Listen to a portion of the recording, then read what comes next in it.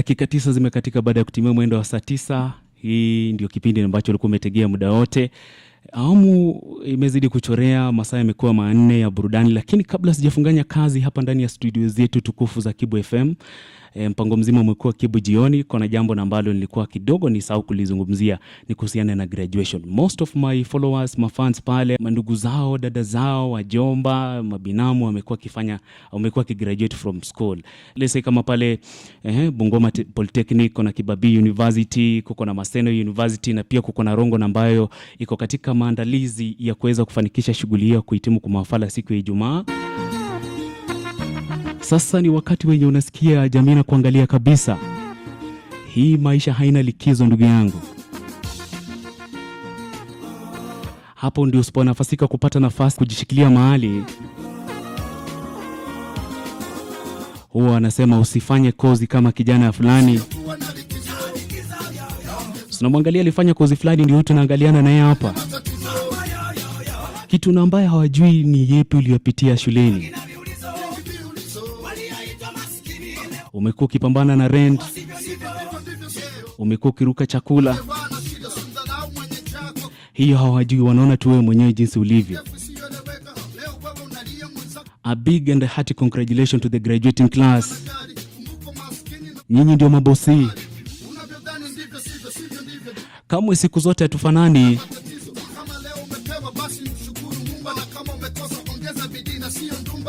Kazi ambayo unazidi kuisikiza ni yake Jose Chameleone na kumshirikisha Professor J.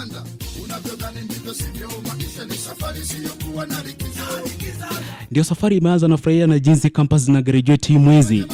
Angalau ndio uweze kupata nafasi mzuri ya kufikiria ni kwa jinsi gani utaanza mwaka unaokuja.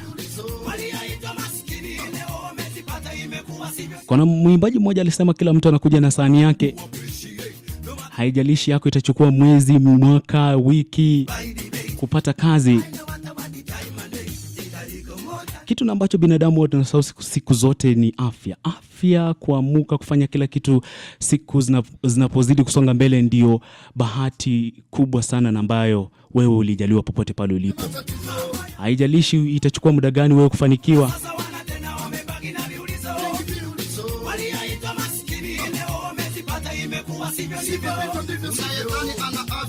Usikuwe mwepesi wa kucheka kwa nini mtoto wenyewe hajaweza kufanikiwa popote pale alipo. Ati unamwambia, unamkanya mtoto wako asiweze kufanya kozi ambayo alisomea, kumbe hujui ni kiburi unamuingiza.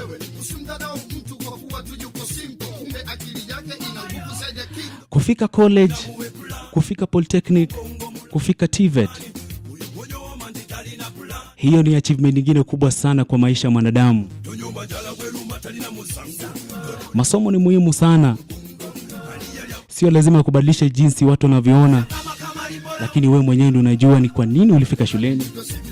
Watu wengine hawajielewi ni kwa nini wanafanya vile na ambavyo wanafanya. Wangependa sana waweze kufurahisha kila mtu, lakini ni kitu hakiwezekani. Fanya hivi. Ingia pale katika mtandao wa kijamii wa Facebook @Kibu FM. TikTok unaweza tufuatilia mubashara sasa hivi.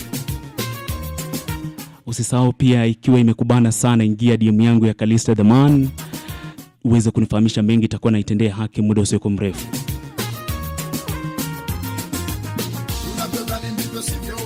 Kumbuka mada ya siku ambayo tulikuwa tunazungumzia ni kuhusu life after graduation. Haijalishi unatoka kijiji kipi, asante kwa kumake proud penye na ambapo unatoka. Furaha ambayo kila mtu anatarajia katika maisha yake.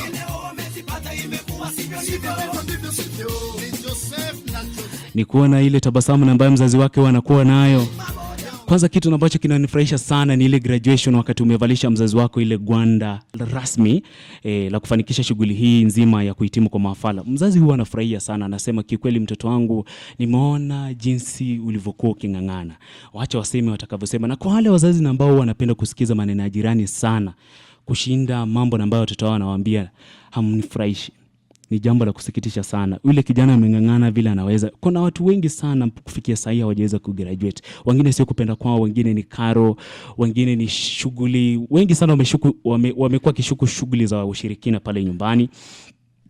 kuna mambo mengi sana yamechocheka, na wengine ilifika mahali ugonjwa ukazidi ukatokea from nowhere. Kwa hivyo ukigraduate you deserve ile moment ya kulia na kukumbuka kule na ambako ulitoka. Unajua mtu ukimwona analia during graduation ceremony,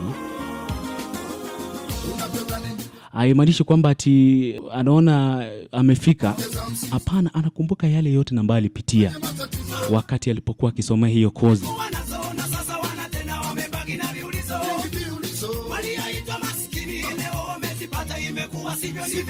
Kumbuka hashtag na ambayo nimekuambia, kila mtu ako na wakati wake. Wewe ni shujaa kivyako. Siku za huku mbeleni utakuwa unatumia hadithi tofauti kuelekeza watoto wako. Hiyo ni starting point ingine tamu sana. Utasikia kijana wako ama msichana wako anasema nataka nikuwe kama baba. Angalau hataweza kucheza kazini.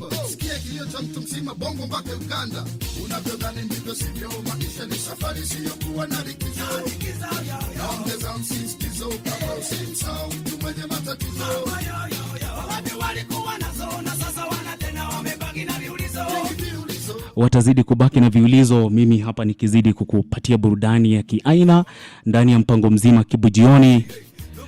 Kila siku tutakuwa tunakuja hapa mitabendi tabaki ya 94.5.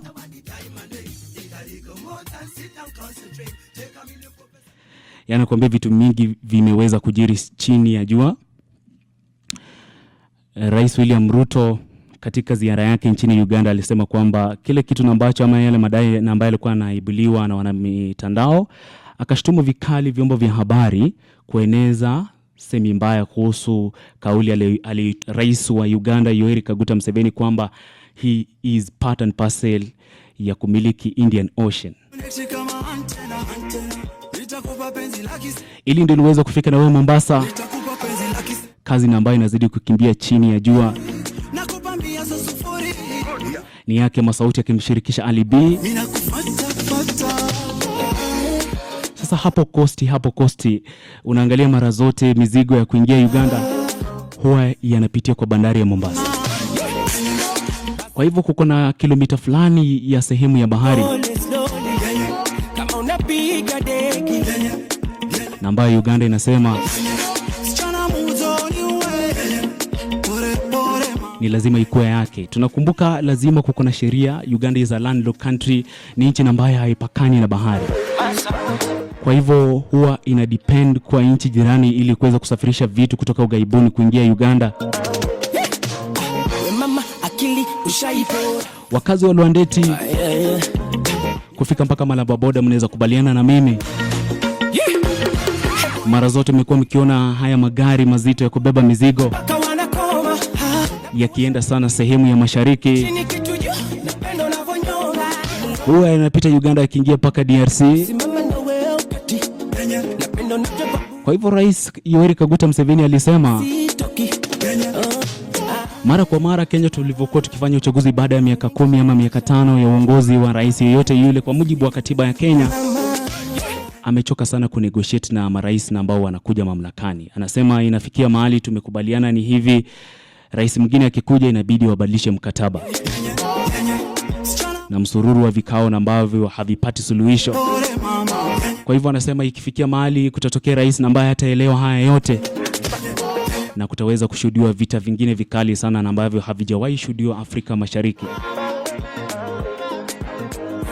Lakini hapo jana katika sehemu ya Tororo pale, Rais William Ruto akienda kuidhinisha mradi wa Steel Metal, kampuni inayomilikiwa na mkwasi Devki, inajiita Devki Steel. Alipokuwa akizindua kampuni pale Uganda, alisema ni wanahabari ndio wali misbehave katika kueneza taarifa hizi, taarifa ambazo zinaweza zua mtafaruku mkubwa sana kanda hii ya Afrika Mashariki. Lakini mimi kitu ambacho nitasema ni ukweli kabisa, sio mara ya kwanza rais wa Uganda Yoweri Kaguta Museveni kuzungumzia kauli hii.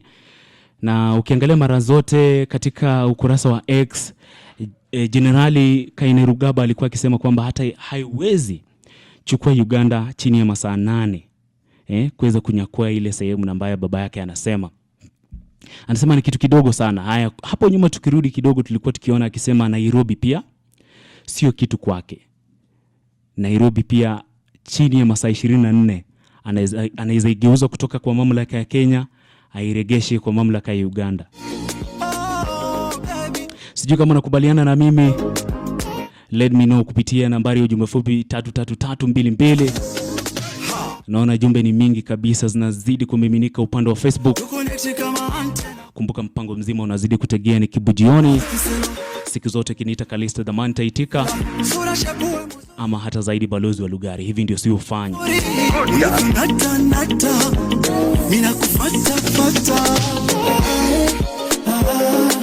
Unavyoringisha mama.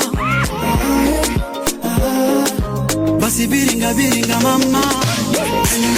Basi dance baby. Pole pole slowly. Kama unapiga deki. Sichana muzoni we. Pole pole mama. Henda here una deki.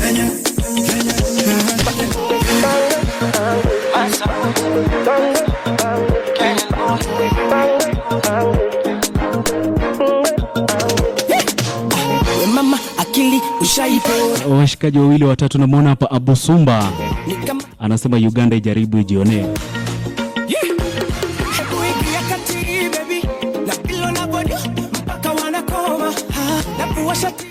Polisi anasema show iko lit nikiwa tuned kutoka Kilifi KMTC. Anasema Yoweri Kaguta Museveni asisahau kwamba semifinali ni kwake. Alafu kisha finali inachezwa hapa nchini Kenya mwaka 2027. Asante sana kwa ujumbe huu. Frederick Wekesa akiwa maeneo ya Mulolongo, anasema ako locked in ndani sana. Anaingisha rafiki yake Fredlinho wa Njala. Carlos Sanzete kama unapiga deki. Sichana muzoni we. Pole pole mama. Henda here una deki.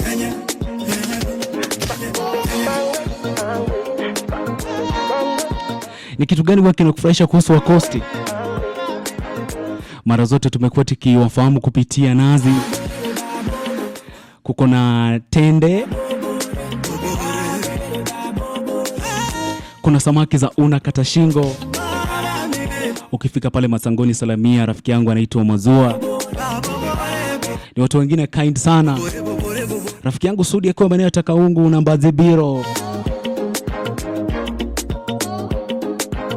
Sikio tamu sikio nazi. Wewe Juma Makayamba. Zidi kupeperusha ujumbe wako kwa 33322.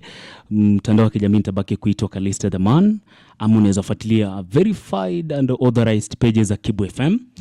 Kuna mambo mengi ambayo yamejiri siku nzima, nitakuwa na kufahamisha kifupi tu. Muda sio mrefu, lakini in the meantime